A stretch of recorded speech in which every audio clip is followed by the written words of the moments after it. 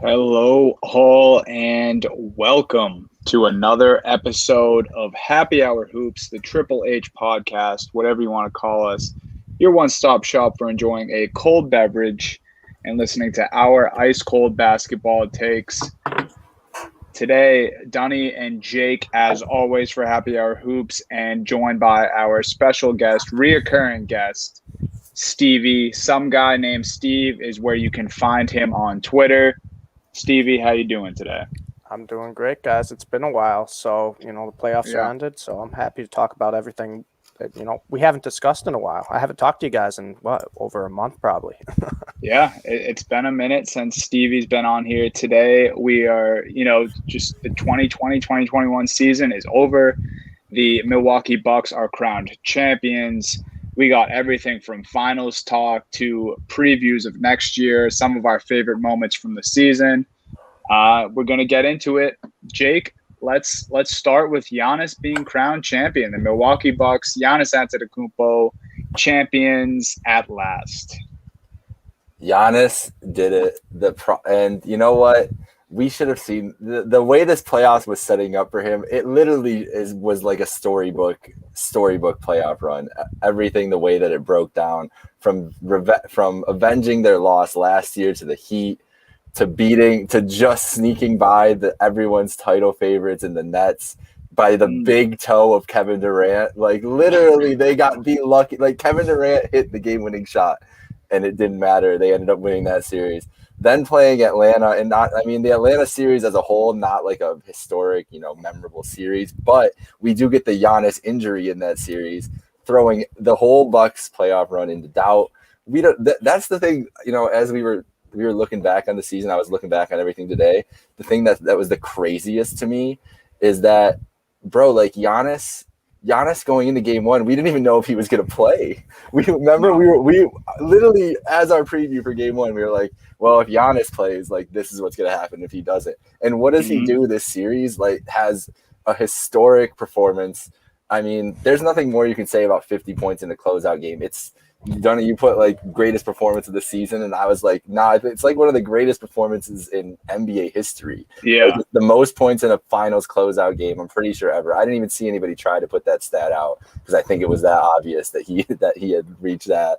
And just was incredible the whole playoffs. But he really deserved it. It was the storybook ending that they really deserved, and it was great to see. How did you feel last week? I mean, coming out of that series, like what was your first thoughts coming out of that series? My first thoughts were just that I didn't think we would see this for years to come. I mean, we had that, week and a half stretch where Giannis was there. He was having the 40-point games. He was having the 50-point games.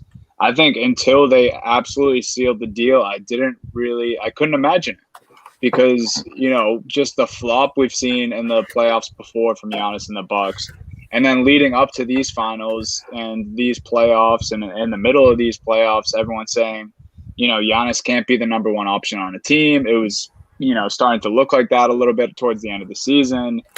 I'm guilty of saying that a couple times myself. So I think the craziest part is just actually, once that final game happened, and like I said, greatest performance of the season. You hit the nail on the head. Definitely the best, single individual finals performance I have seen in my lifetime, hands down. I mean, I was sitting on my couch in awe at the 50 points from Giannis, and I think that's just got to be just the pure shock that Giannis was a champion at the end of it all. How about you, Stevie? That was a good question, Jake. What do you got for that answer? Yeah, I mean, I did not think Giannis could win in Milwaukee, and it wasn't, any discredit to Giannis. It was the fact I just didn't think he had enough talent around him. I thought he had another true star, but Giannis has kind of broken the mold. He showed that you can win. You can stay loyal to the team that drafted you. You can win with the talent around you, and he willed the Bucks to a championship. And he wasn't the best player just offensively in the finals. He was the best player defensively. He was making some blocks that I didn't even think players could reach to block the ball there, and he would make it look easy. And then next thing you know, he's on the other side of the court slamming the ball. He had 5 blocks in Game 6 on top of his 50 points. What was most impressive for me is he was 17 of 19 from the line in Game 6. He struggled with free throws the entire playoffs. It became almost a meme. You know, in Phoenix, they were counting when he was at the free throw line. You thought it was in his head. And then Game 6, when it mattered, he said, I don't care. He made all his free throws. He shot, that's what, 90%, 17 to 19. Going into that closeout game, he was shooting 59% on the series, and then 90 to close. That's just unbelievable. That's just the clutch factor that you really just can't teach. And I think a lot of people didn't really believe it until we actually saw it. No one really believed, can Giannis actually will a team by himself to a championship? He did. And post-championship, too, I'll tell you what, there may not be a more likable guy in sports than Giannis. Probably one of the friendliest, happiest moments. I was like just addicted to watching him celebrate the Bucks championship. And I felt like, you know what, this is the type of guy that's very easy to root for. And a lot of people were discrediting him for really no reason other than saying, he can't get it done. He hasn't done it before. Now that he has, I mean, Giannis is going to probably become one of the best basketball players of all time. He got over the hump. And I mean, the sky's the limit for Giannis. It was the NBA Finals, probably the best one individual performance I've watched in recent memory, maybe in my lifetime. I don't think I've seen a player dominate a finals like he did. I want to stay on that thought for a second too. I actually saw right before hopping on here that, you know, it's time to start thinking about, and maybe it's too soon because, you know, this is his first ring. He's just won. It's, you know, it's fresh in our minds. Maybe this is why people have these thoughts. But I'm seeing, you know, and it's kind of starting to get some traction that is Giannis the next or already kind of the new face of the league? And that's not us discrediting LeBron or KD or Steph, but all things considered, I mean, Stevie mentioned it. He's probably one of the most likable athletes at this time, present day. He's so lovable. And then we're seeing how much the NBA is shifting today with all, you know, the international players, and Giannis is kind of the pinnacle of that, but he also brings the toughness. He's a champion now. He's a likable guy. He did it, you know, kind of without a super team. He had some stars next to him, but he really kind of did it by himself when people thought he couldn't. He kind of just has all aspects of that covered as far as being the face of the league or, you know, the one who people want to look up to. So it's definitely something to consider having Giannis at that pedestal right now. I mean, I think we're in the phase of Giannis's career where it's the LeBron Kobe argument, right? Where everybody was ready to anoint LeBron and everybody was going to hold on to the old guys, whether it's going to be Durant or LeBron or whoever else. I think we're going to come into that zone, but I'm 100% with you. I mean, the dude is the last 3 years, two MVPs and a finals MVP. I mean, what more do you even need to hear than that?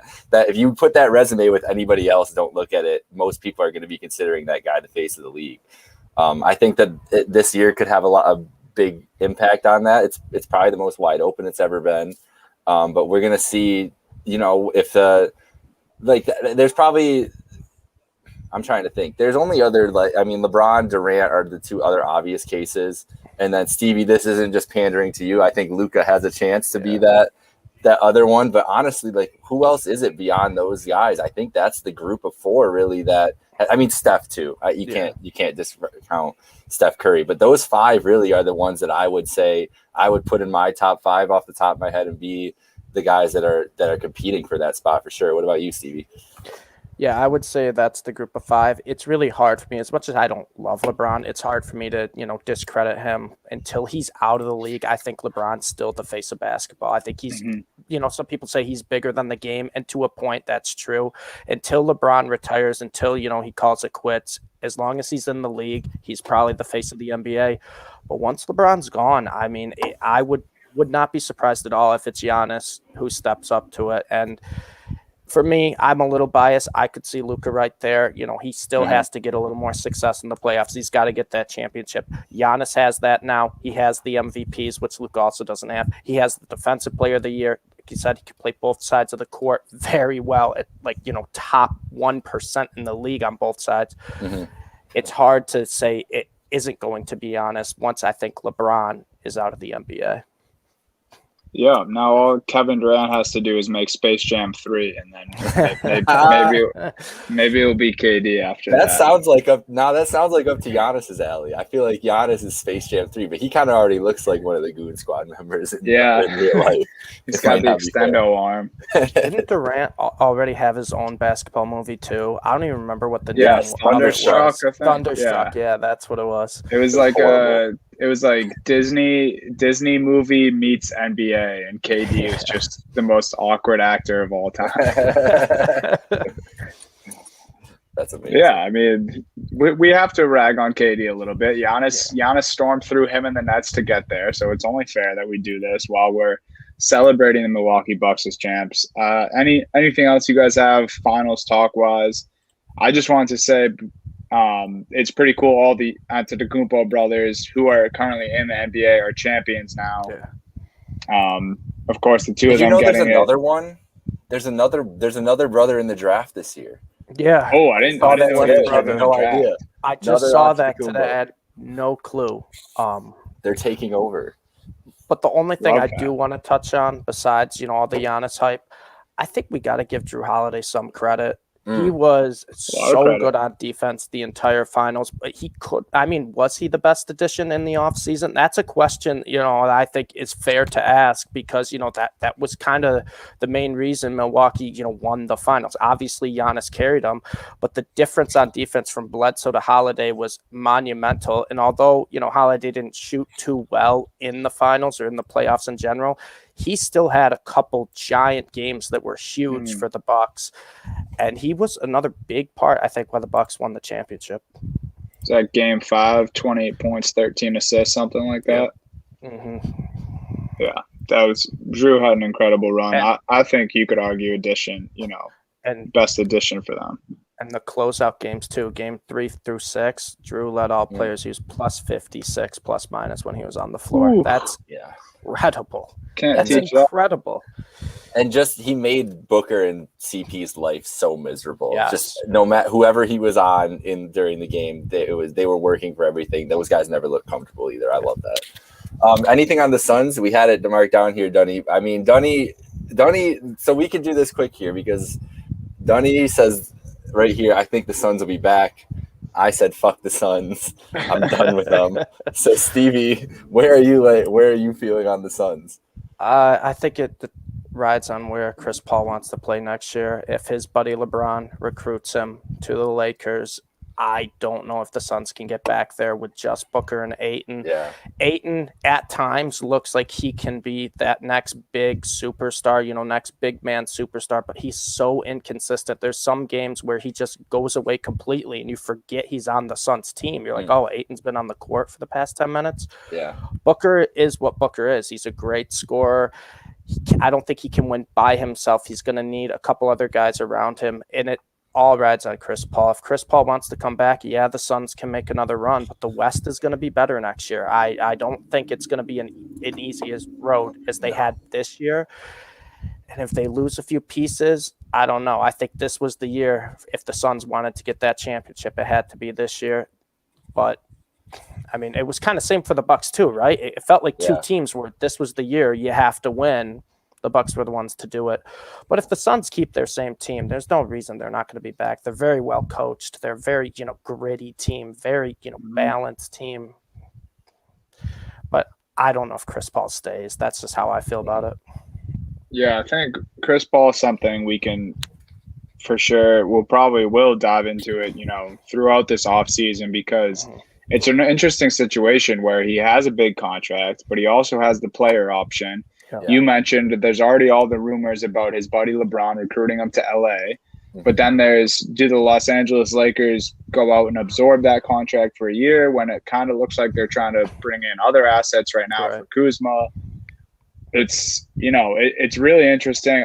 The way I see it, if the Suns do want it back, if Chris Paul wants to be back, I think the Suns almost owe him a chance there because I think what people, and what storyline will get washed away in these finals, we just went over, how incredible it was for Giannis and the Bucks, and it was.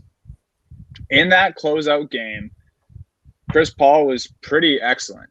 Game 6, I mean, Chris Paul was near perfect at times in that game. He was hitting big shots to bring them back within single digits, to make it a 2-point game. He was doing all the little things. Booker shot terribly from the field. Ayton missed everything right at the rim. Giannis had him scared ever since that block earlier on in the series. And, you know, the two co-stars of Chris Paul kind of flopped in that closeout game. And here Chris Paul is ringless, you know, coming up short again in the playoffs. I think the Suns at least owe it to him. He had a few shaky games in the series, but yeah, I mean, Chris Paul is going to be a real interesting story to follow throughout this offseason, along with many others.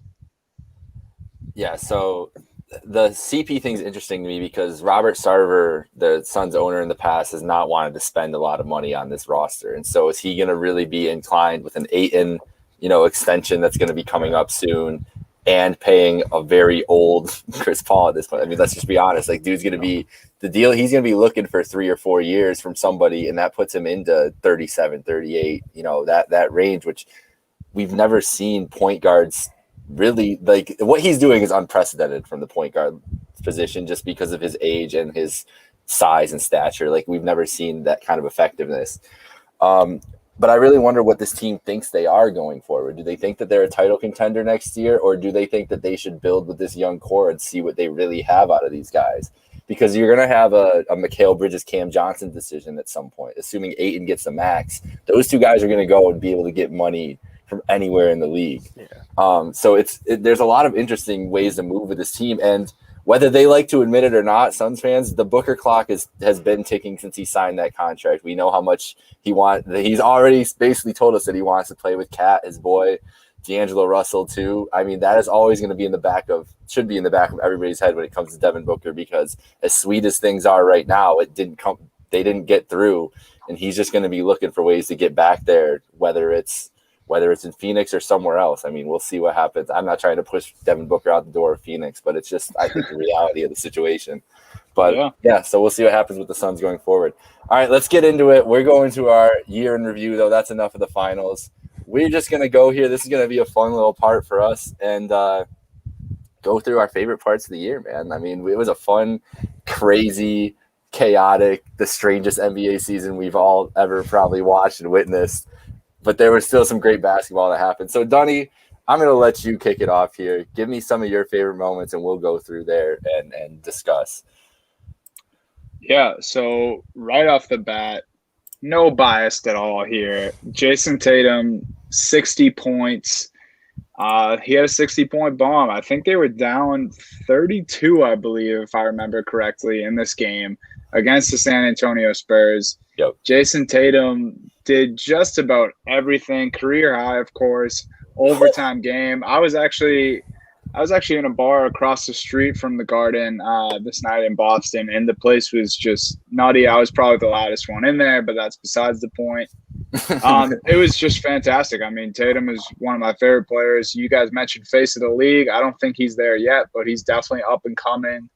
And he had a 60-point game. I mean, this was just so fun for me to watch. And I mean, coming back from 32 was good as is, and then to put 60 on top of it, and it kind of crept up. I mean, I didn't really think he was going to get there, and then once he was at 50, I'm like, yeah, this is in Tatum's wheelhouse. And then when 60 came, I was like, okay, this dude is exactly as special as I thought he was. So that was really fun for me, the 60-point game. The thing about Tatum when he's like on like that is the shot making is just crazy, because he will just take the most difficult shots, just crazy step backs, mid range, go to the rim, and he gets on that other level. And this was definitely one of those nights. Anything on Jason Tatum there, Stevie? I was going to say, coming into this year, I wasn't like the biggest Tatum guy. I didn't think he'd ever become a true superstar. And this year, about halfway through the year, he completely proved me wrong. He had about a month stretch where he was just taking over night after night for the Celtics.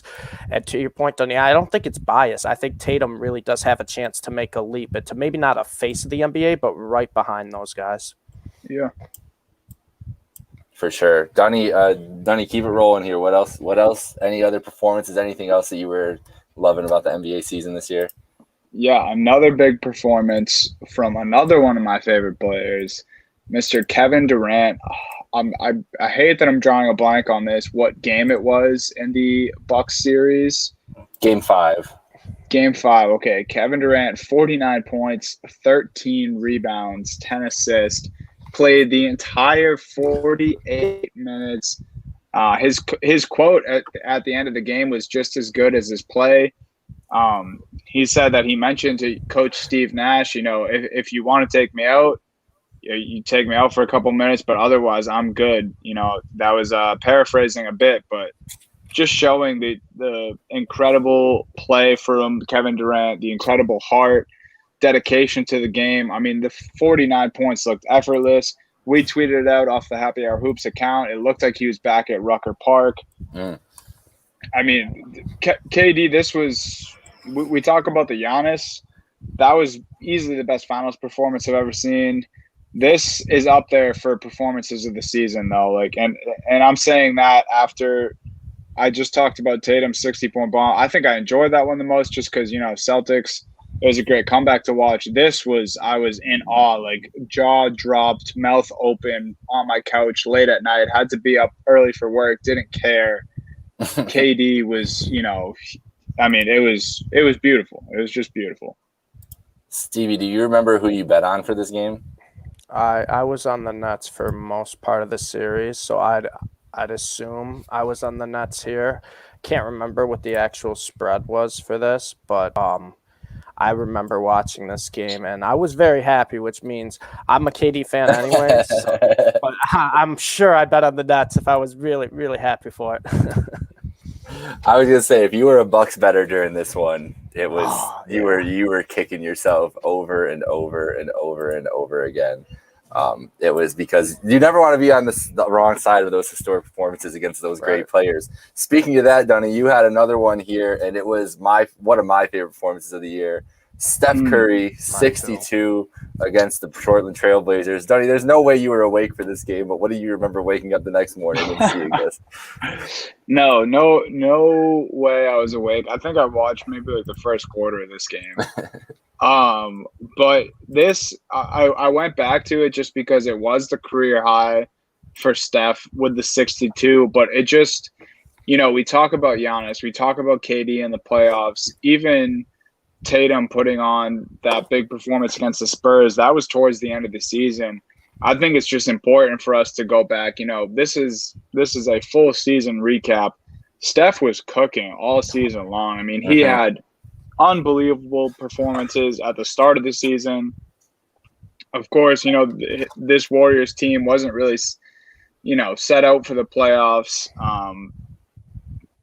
I mean, they'll be back. They weren't healthy. They got to get right. But I think it's important that we just acknowledge Steph's greatness from this year. There's a few players who we're all going to touch on in a little bit.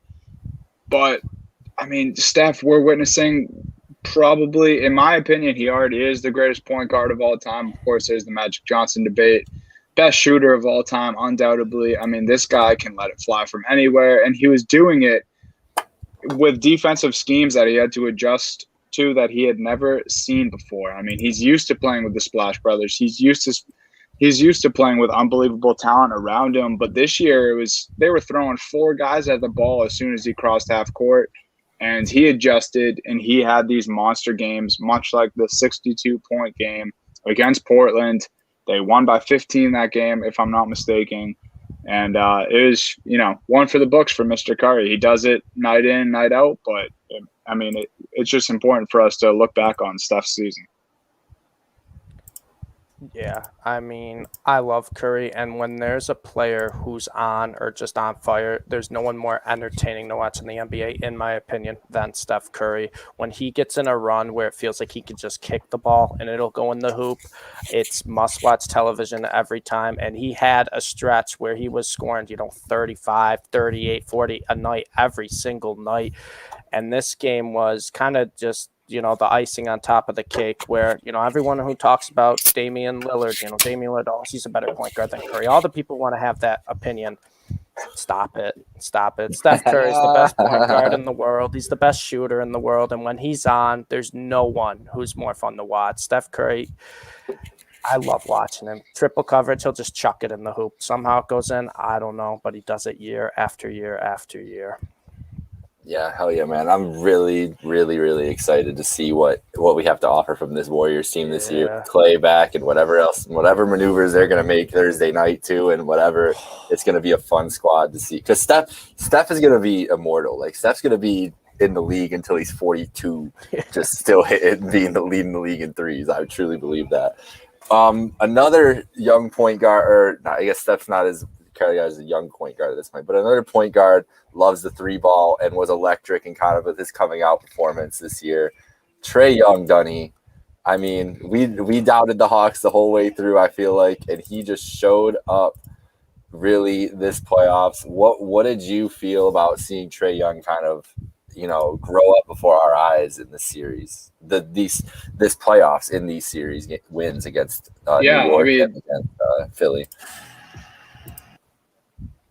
Yeah, I mean, Trae from the start of the playoffs, I mean, I kind of, in our notes here, honed in on him shushing MSG and just I feel like the world really caught notice against the Knicks in this series, but it was kind of just the climb of it all, where they came from when their new head coach took over to the beginning of the playoffs, and then them making a conference finals run that I don't think anyone really saw happening for the Hawks, and especially Trae Young. I mean, Trae Young's been a dude since he got drafted. The haters have been kind of coming after him.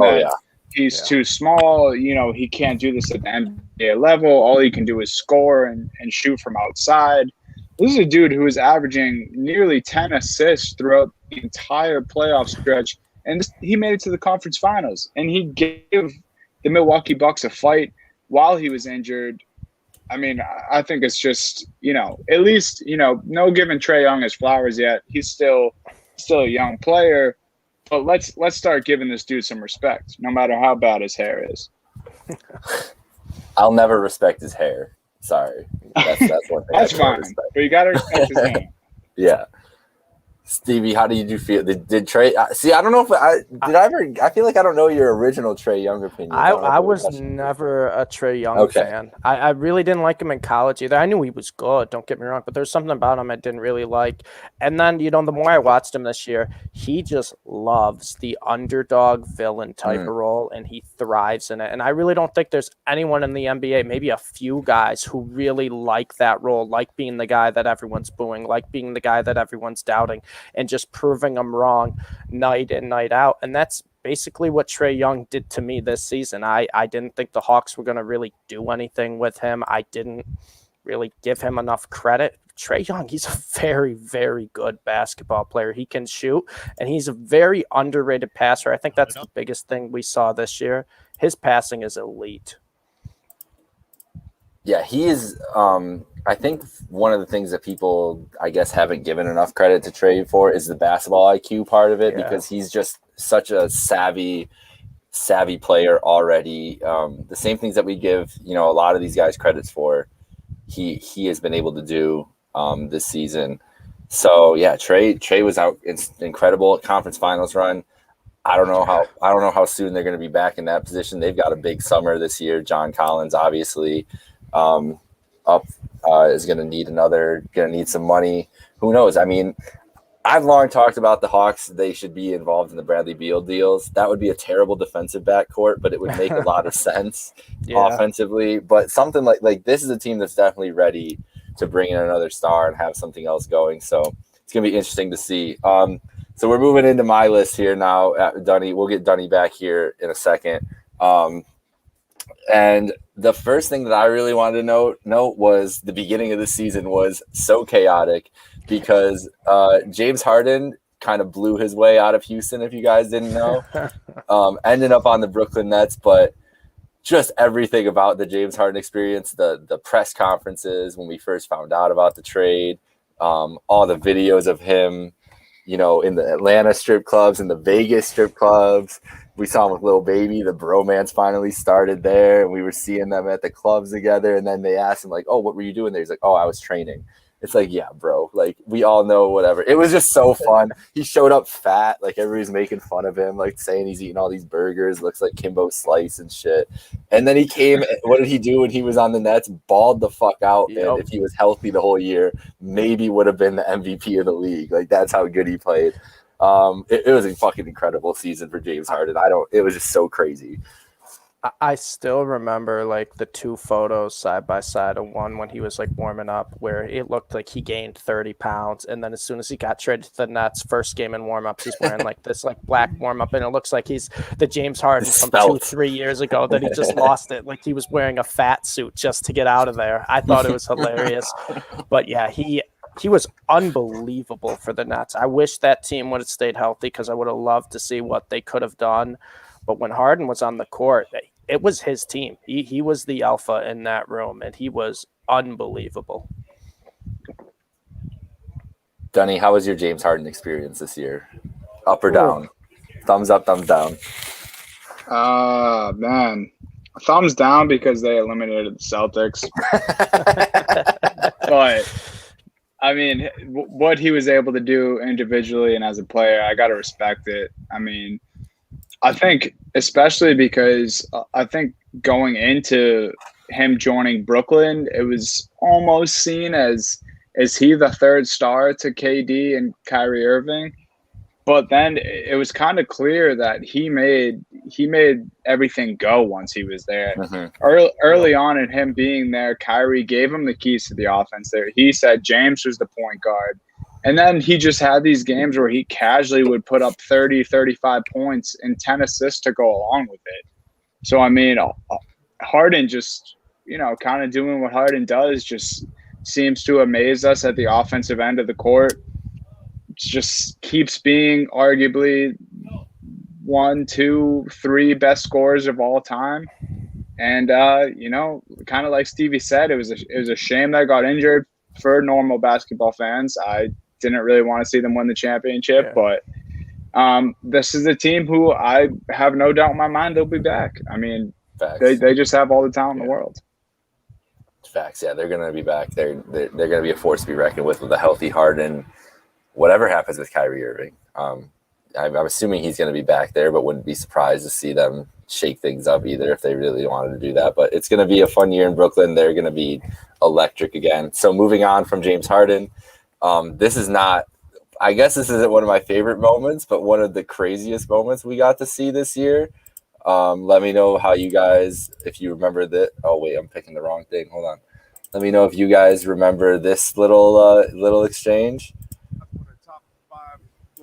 And I think it kind of turned us on to a different side of this.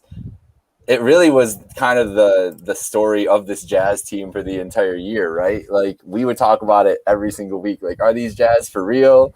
We had Shaq come out, get into this argument with Donovan Mitchell, which we'll see hopefully see the reaction while we're sitting here talking about this. And just all year, just like, is this team for real? Is this team for real? All-Star game, LeBron and KD, pick both of the Jazz players at the end. And then LeBron sitting there like, oh, yeah, well, we don't play with the Jazz in 2K. Like, just trying to make some stupid excuse.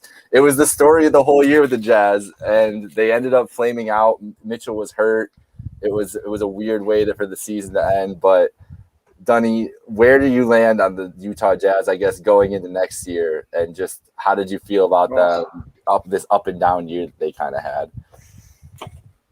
Man, it was just hard to navigate and keep up with, like you mentioned. I mean, it wasn't during the regular season because, like you said, we almost got bored of the Utah Jazz. It was like, okay, here are these crazy performances. Okay, here is this extremely long win streak. Did anyone ever take them super seriously? Yes. I think people were like, these guys are a force to be reckoned with. Donovan Mitchell started to get the respect that he should as a player, as an up-and-coming superstar. But even leading into the playoffs, and boy, was most people wrong about this, but everyone was like, the Lakers are still the favorite. And then when the Lakers were out, Phoenix will beat Utah. So it didn't really, we never really got a grasp on these guys being legit as far as people respecting them and this and that. And then, kind of how it's just how it fizzled out too.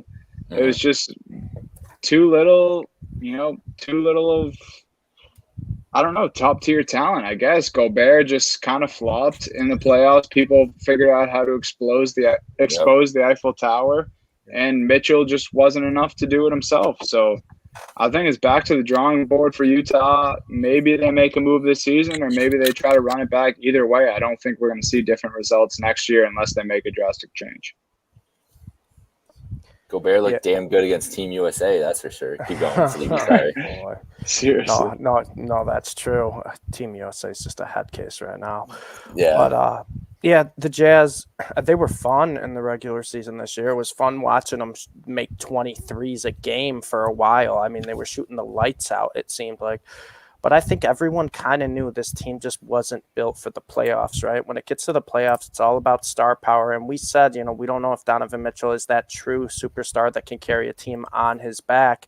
And he just doesn't have the supporting cast right now. He's got a lot of good players around him. Like Gobert's a good player. Ingles is a good player. Clarkson's a good player.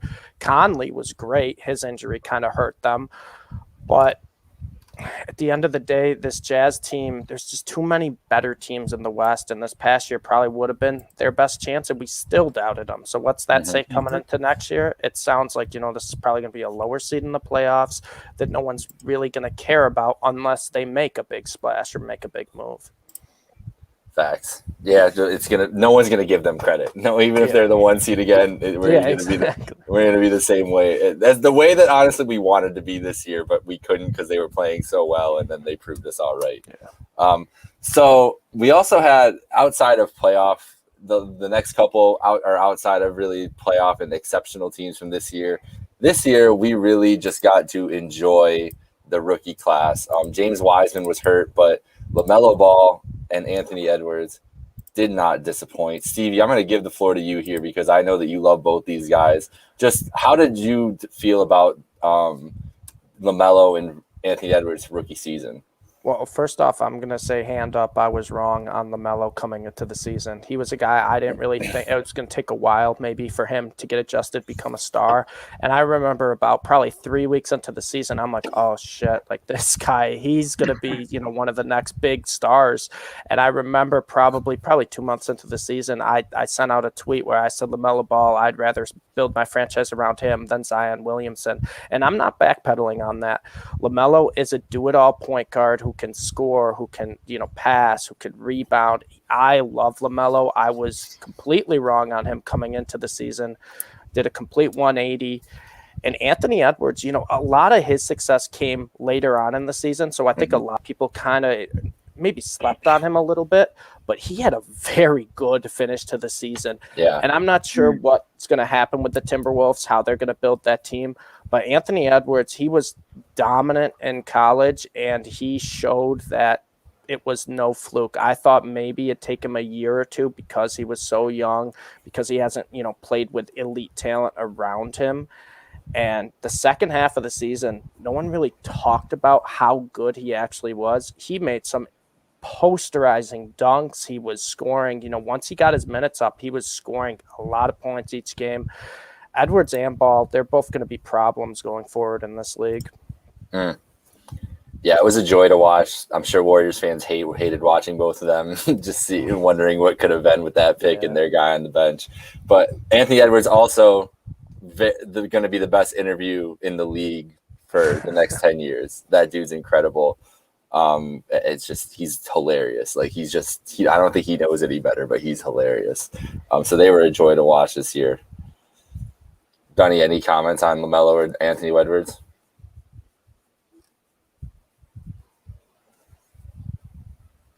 Yeah, I mean, we just see the league in good hands with these young players coming in. Stevie, I was kind of in the same boat as you. I wasn't sure how high I was on LaMelo, how well he was going to do, how long it was going to take. Proved us both wrong, I guess, because he showed he was ready for the task. Of course, a team like Charlotte, a lot of opportunities for him to do so. So that kind of lucked out in his favor. But, I mean, he also stepped up to the task. I mean, you can't take anything away from him. He was excellent. And then it's nice that we are talking about Anthony Edwards right after we talk about a guy like Donovan Mitchell, because I see a lot of similarities in their game. Edwards is, to me, a little less polished, a little more explosive. But yeah, I see a lot of similarities in Donovan Mitchell for Anthony Edwards. I think the league's, we're talking about young guys creeping up on the face of the league. This is the young guys who are probably going to be that face of the league. Yeah. A generation from now. But yeah, the league's, as far as rookies went this year, these guys didn't disappoint. Looks like LaMelo was going to run away with the Rookie of the Year for most of the season. Anthony Edwards made it close at the end there. And you guys know how it ended. But yeah, these guys were for sure a bright spot in the season. Very fun. Both a walking highlight every single night on the court. For sure. I like that comparison to Donovan Mitchell. And we've compared Donovan Mitchell a lot to Dwayne Wade, but I think Anthony Edwards is an even better comparison to Dwayne Wade because of the athleticism. So definitely Anthony Edwards would take that in a second. So before we get to the biggest moments from our two finals contenders, the last biggest story of the season that we would be remiss to mention is the guy who somehow every year, no matter what, he finds his way into the hearts of NBA fans. And it was Russell Westbrook this year, breaking the triple double record of Oscar Robertson. Dunny, every night was a show with Russ, putting on this run, not even just getting the triple double record, but willing this Wizards team with Beal. Beal was healthy for a little bit and then was out for a lot of this run too.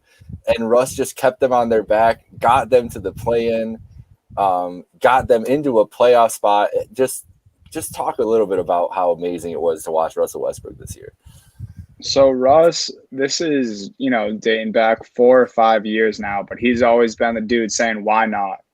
And his game just displays that phrase to a T, because every night, even if he's having a poor shooting performance, which that seems to be the go-to for all the Westbrook haters, is, he can't shoot the ball, he doesn't shoot efficiently, Westbrook, this and that. It's like, okay, even take away all his shot attempts, the way this guy impacts the game is so different from every single other player that hits the hardwood night in and night out, because I promise you, there isn't one person in the entire league who matches this dude's intensity when they're on the same court as him. There just isn't.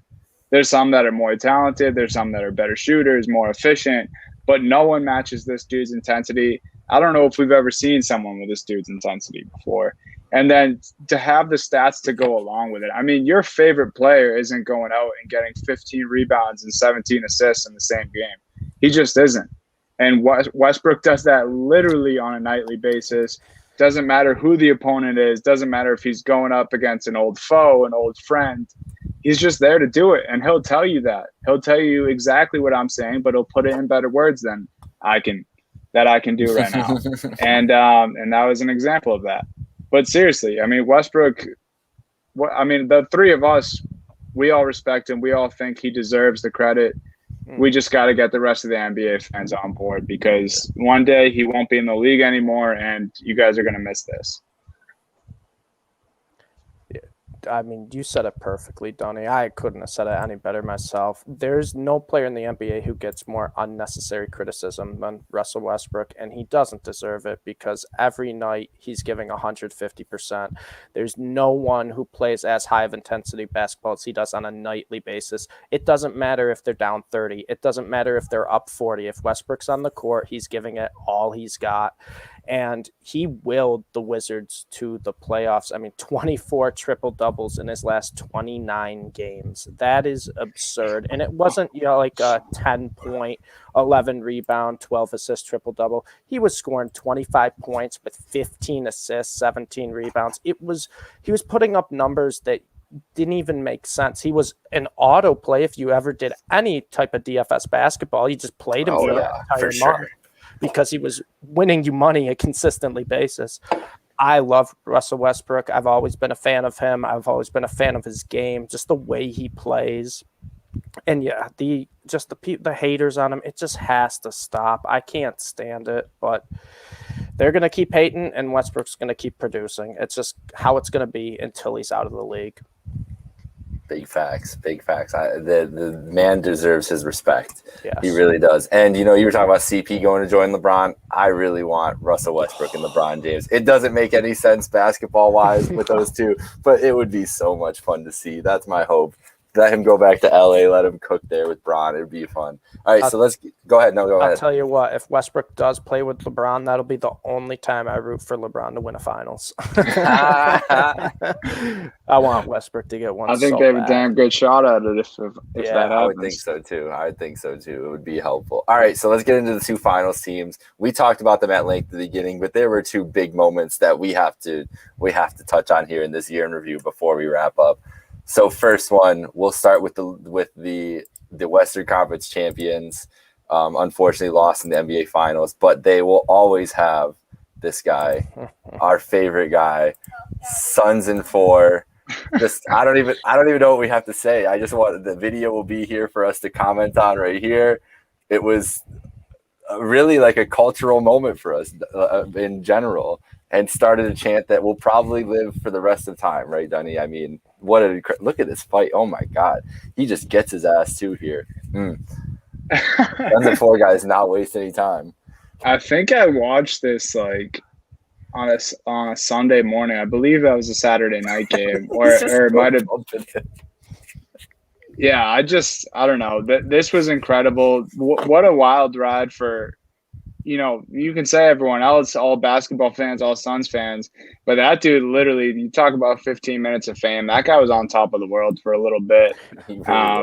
He rode the Suns bandwagon, or I mean, I'm not saying he's a bandwagon fan, but he rode, the Suns hot streak for as long as he could. Everyone kind of wanted it to be a Suns in 4 finals too. Wasn't the case. Giannis had other plans, but I mean, that was the most bizarre thing as far as fanship goes in a while. I mean, that dude got to stardom. He went on Pardon My Take with PFT and Big Cat from Barstool. You name it. This dude was selling merch by the end of it.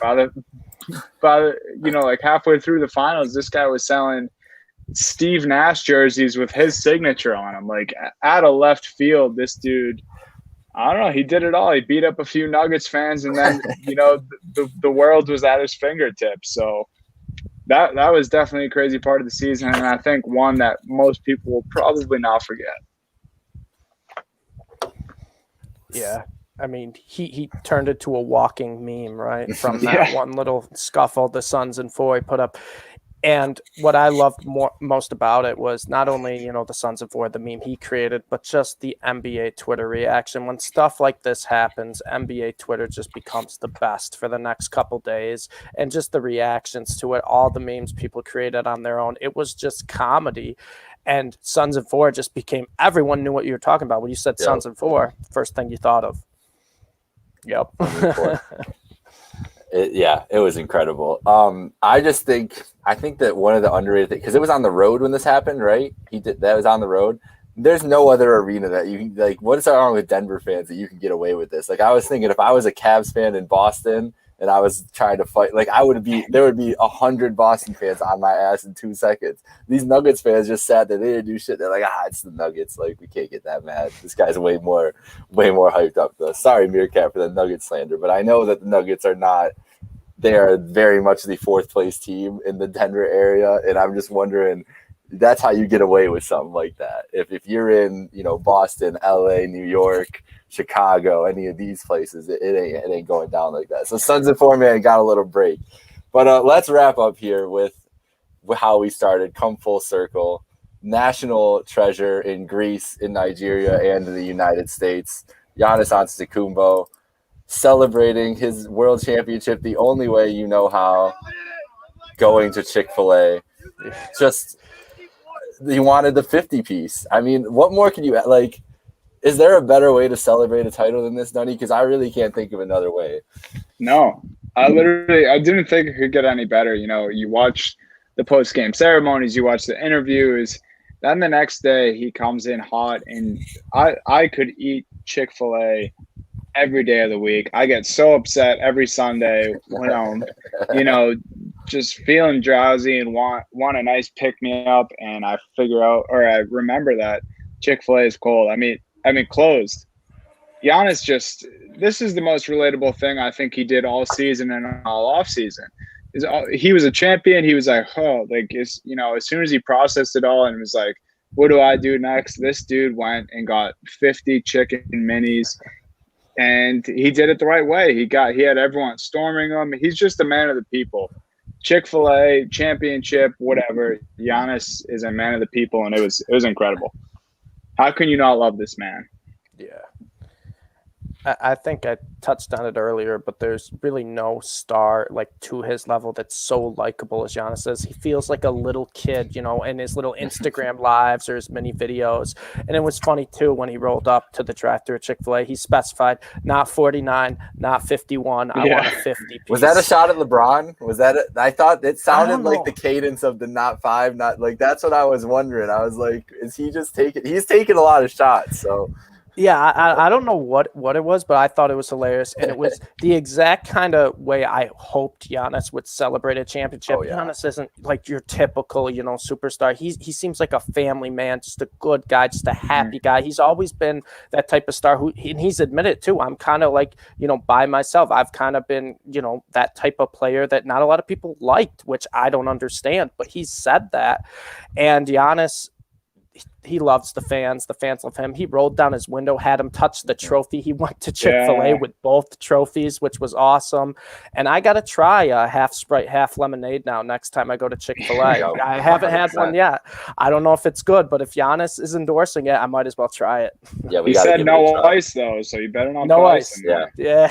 Follow through the whole way. Yeah, it was a joy to see that man go celebrate and do what he does best. Just the entire celebration for like the Rachel Nichols video that came out, him offering her the thing, and saying him getting the cigar, be like, I want to get the picture like Bron. Like it's everything that he's done has just been incredible. Man deserves the celebration tour. I love that he's just sitting like passenger seat. His girlfriend yells at him because he says, "Hey fellas" at the beginning of the Instagram. He's like, ladies too, like just everything about him. So innocent. It's awesome. It's been a joy to watch that whole team celebrate in that city 50 years. I mean, you can't. It's been great and a very deserving NBA champion. So going into that, as we wrap up, we'll talk about NBA champions.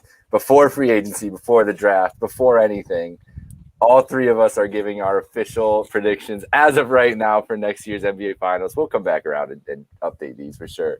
But as you're reading right out what you think might happen in the draft in the next couple of weeks, what do we think next year's Finals is going to look like? Dunny, we'll start with you and go around the horn.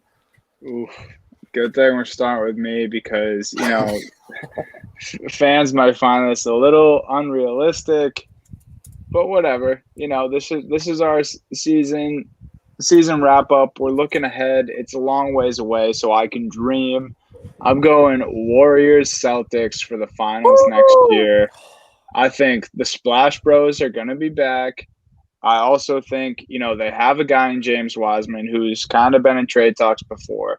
They have draft capital now, and it seems to me they might be looking to bring in a third star to go along with the Splash Bros and run it back. So I think the Warriors are, at least for me, an early favorite in the Western Conference. We mentioned I don't really know what's up with CP3 and the Suns right now.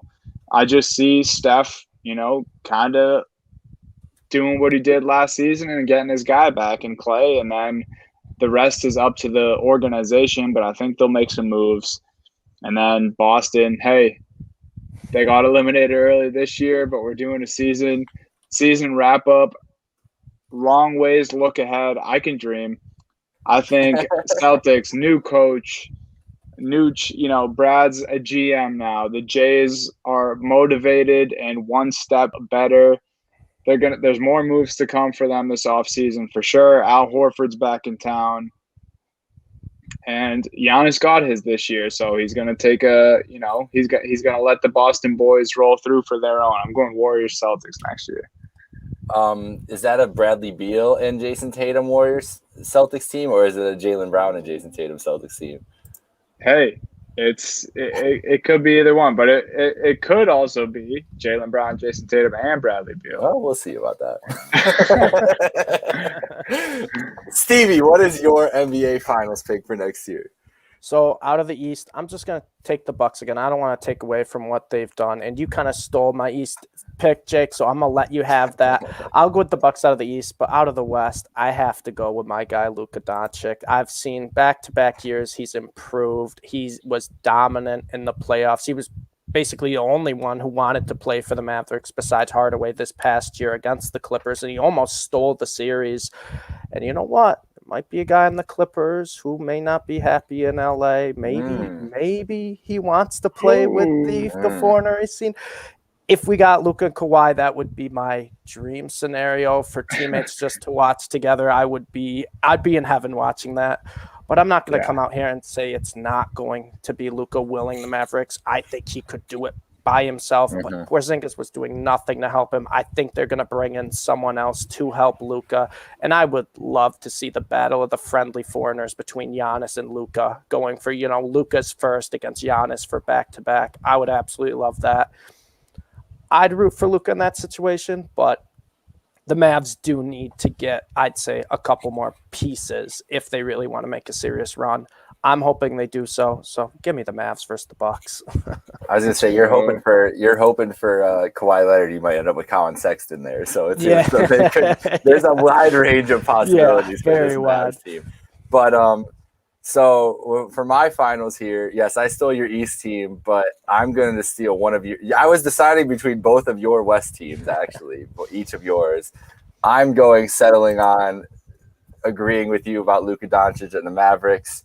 I think that, like you touched on there, saying that he could carry it. I think this is Luka's LeBron 07 season, where this team is not going to be. This team's not going to be as well built around him as it can be, but he is just going to be so outstanding in the playoffs and in the regular season that it's not going to matter, and he's going to be able to get through a tough West, because I think that the West is going to be tough next year, but the West also doesn't have a team at the top.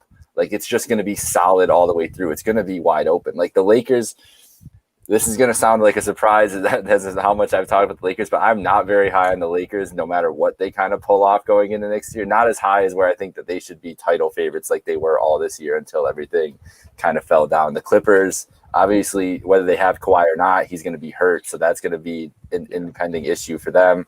The Jazz we've touched on earlier, and the Suns, they're going to be up in the air team. So, and the Warriors and Mavs are those two teams I think that are going to have the opportunity to kind of rise in the West and maybe be that new class. And I just think some years in the conferences, it's just the best player, right? And Luka is shaping up to be the best player. He's only improved every year. So what does another jump by Luka Doncic even look like? Like, it could be his MVP season. It could really be like the MVP, the coming out party. I think that could get them to the finals, to get waxed by the Nets in like 4 games, because I think the Nets fully healthy they're just gonna rip through the East and get there and get their title. I think this year was like their 2011 Miami year, where just about everything could go wrong and it ended up disappointing. I mean, think of how much bad luck you have to hit a game-winning shot and your big toe is on the line. Like, just think of the sports karma that has to take, right? So I feel like this year was kind of all the injuries, just everything that happened with the team was them taking their lumps because of the way this team was put together and just everything. And usually we see with these super teams in the second year, they really can hit their stride. And this, I was going to say, it wasn't quite a loss in the finals, but it had almost the same feels as the Miami Heat losing to Dirk and the Dallas Mavericks. Well, didn't we even kind of talked about it before that series? Is that it was like, this feels like the NBA Finals right now. Like, Bucks Nets felt like the NBA Finals, and that whole series did, and it would have turned out the Bucks won. And if the Nets ended up winning the series, I think we all would have assumed that the Nets were going to win too. So it very well could have turned out that way. I agree. Yeah. Well, that'll do it for today's episode. We went a nice strong hour here on the NBA Year Interview, but it was fun for you guys. Yeah. We will be back Thursday night live during the NBA draft, breaking down the lottery picks as they come in. I'm going to be freaking out because I don't want the Cavs to trade number 3. I want them to pick Evan Mobley. So you could see me lose my mind on live camera here. Anything you guys are looking forward to in the draft, Dunny, Stevie? Stevie, you can go first. There's a lot of good college guys that, I followed throughout the year in college basketball that I'm interested to see where they fall. I think Davion Mitchell, wherever he goes, will probably be one of the steals of the draft. I fell in love with him at Baylor. I think he's the best defensive player in this class.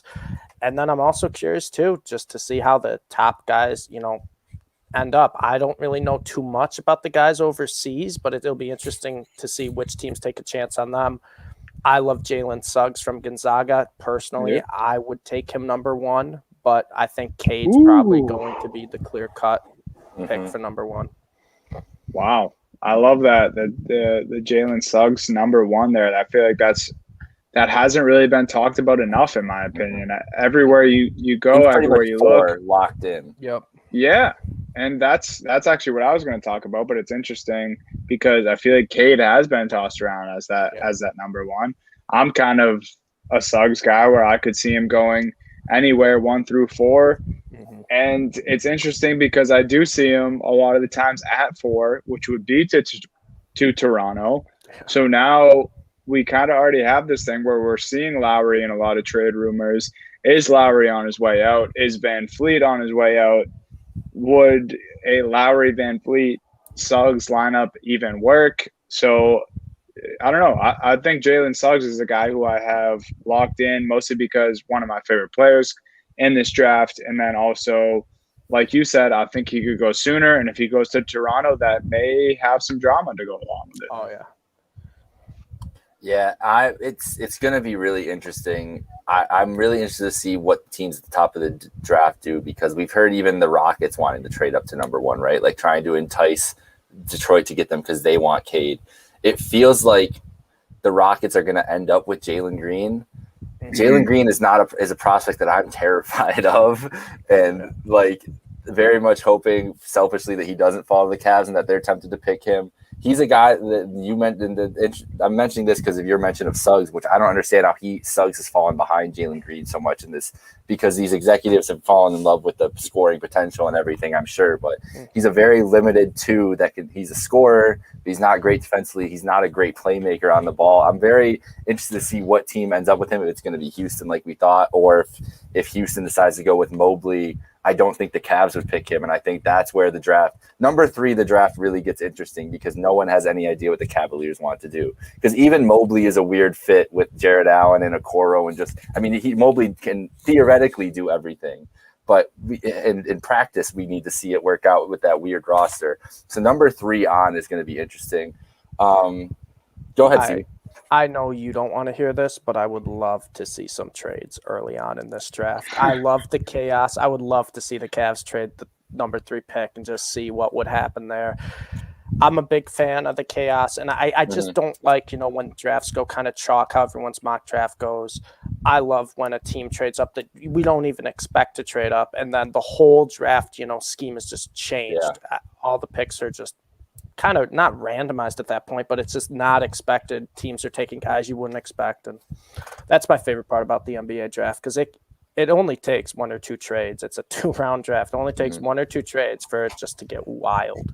Well, it's a pretty much something's going to happen that we don't expect, right? Yes. Like it's a pretty much a guarantee with this draft, and that's what I was just going to touch on, is that the Cavs at 3 are a very big trade chance. I think the Magic at 5 and 8 have been looking to move up all draft, but if there's not somebody they love at 5 or 8, I think they're a trade candidate. The Warriors at 7 and 14, they're trying to get a star. Like there could be a star on the move tomorrow night. We could see a Bradley Beal, maybe even a Damian Lillard, something like that on the docket. But there's always deals that come down that we don't even expect. Like the other day with the Memphis deal, I mean, Memphis trying to get that 10th pick. Like, what does Memphis see with that 10th pick? Do they want to keep moving up and try to grab somebody else that they think can join that young core of Ja and Jaren Jackson Jr.? So it's going to be fun. I think I think exactly what you said. The trades are going to be interesting. We've got the Cavs there. Oklahoma City has a ton of picks. They're going to try to move up and get into this other range, because we've seen that. Another guy that I love, though, is Boog Knight. He's been flying up the boards now, and I'm really interested to see if there are teams that look out for him too. I think he's going to be a guy that is going to move up a lot.